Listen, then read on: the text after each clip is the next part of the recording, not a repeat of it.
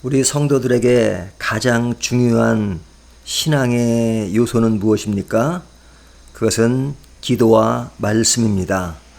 기도와 말씀이 없다면 그는 신앙인이라고 말할 수 없습니다. 오늘날 기도만 하고 말씀만 보며 삶의 열매가 없는 것을 질타하는 경우가 많습니다. 그렇다면 질타를 받아야 합니다. 하지만 바른 말씀과 바른 기도의 삶이 있다면 삶의 열매는 당연히 드러나야 합니다. 왜냐하면 말씀에 근거한 삶을 살 때는 그냥 단순히 기도만 하고 책상에 앉아서 성경만 본다는 이야기가 아니라 그 속에 나타나는 하나님의 사상, 하나님의 말씀, 이것을 실천하며 사는 것이기 때문에 삶의 아름다운 열매를 지닐 수밖에 없는 겁니다. 그러니까 외적인 삶의 모습도 중요하지만 그보다도 그 원천적인 뿌리인 말씀과 기도가 우리의 삶을 얼마나 지배하고 있는가 하는 생각을 해야 합니다. 기도라고 하는 것은 매우 신비적인 요소도 있습니다. 이것은 인간의 이성과 인간의 언어로 설명할 수 없는 부분이 많습니다. 얼마 전에 TV를 보니까 기독교가 많이 약화되고 또 잘못하는 점에 있어서 많은 지적을 받습니다.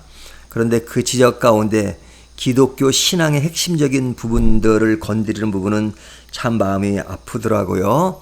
코로나 문제는 신앙으로 해결되는 것이 아닙니다. 방역이 중요합니다. 물론 그렇습니다. 방역이 중요하고 우리가 전염병을 방지하기 위해서 거리두기를 하고 하는 것은 매우 중요합니다. 기도만 해서 되는 문제가 아닙니다. 하지만 기도가 방역보다도 못한 차원에서 인식되는 것은 매우 슬픈 일입니다. 기도라고 하는 것을 우리가 모든 것에 다 붙여서 말할 수는 없습니다. 하지만 기도라고 하는 것은 하나님과 대화하는 것이고 또 그 말씀 속에서 우리의 말씀의 폭을 넓히는 것이기 때문에 기도는 매우 중요한 것입니다. 오늘 말씀을 보면 이사야의 기도와 히스기야의 기도 내용으로 가득 차 있습니다. 지금 유다는 아수르에 의해서 매우 어려운 상황에 놓여 있습니다.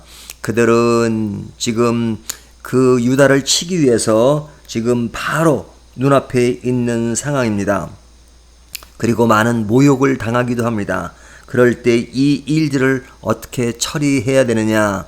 사람들은 일때 힘을 키워서 힘으로 물리쳐야 된다고 생각합니다. 우리가 힘을 잘 키우는 것은 필요합니다. 하지만 그 모든 기본적인 밑에는 하나님을 향한 마음에서 시작되어야 합니다. 오늘 본문에서 보여지는 아름다움은 뭐냐면 기도가 있다는 것입니다. 선지자를 찾아가서 기도를 부탁하고 그리고 왕이 직접 기도하는 내용을 통해서 절대적인 하나님 앞에 모든 것을 아뢰는 것, 이것이 오늘 본문이 보여주는 아름다운 모습입니다. 기도라고 하는 것은 하나의 종교적인 행위로 끝나는 것이 아닙니다. 기도라고 하는 것은 하나님의 뜻을 따르고 순종하며 하나님을 전적으로 의지하겠다는 것입니다. 그렇기 때문에 기도한다는 것은 어떤 상황을 해결하기 위해서 한 요구를 하는 정도로 끝나는 것이 아니라 하나님 앞에 절대적으로 나를 맡기는 것입니다. 그렇기 때문에 기도가 중요한 것입니다. 우리는 늘 어떤 상황에서든지 하나님께 기도하는 삶의 배경을 가지고 기초를 가지고 그 안에서 모든 일을 차곡차곡 해나가는 것, 이것이 신앙인이 가져야 할 절대적 요소인 것입니다.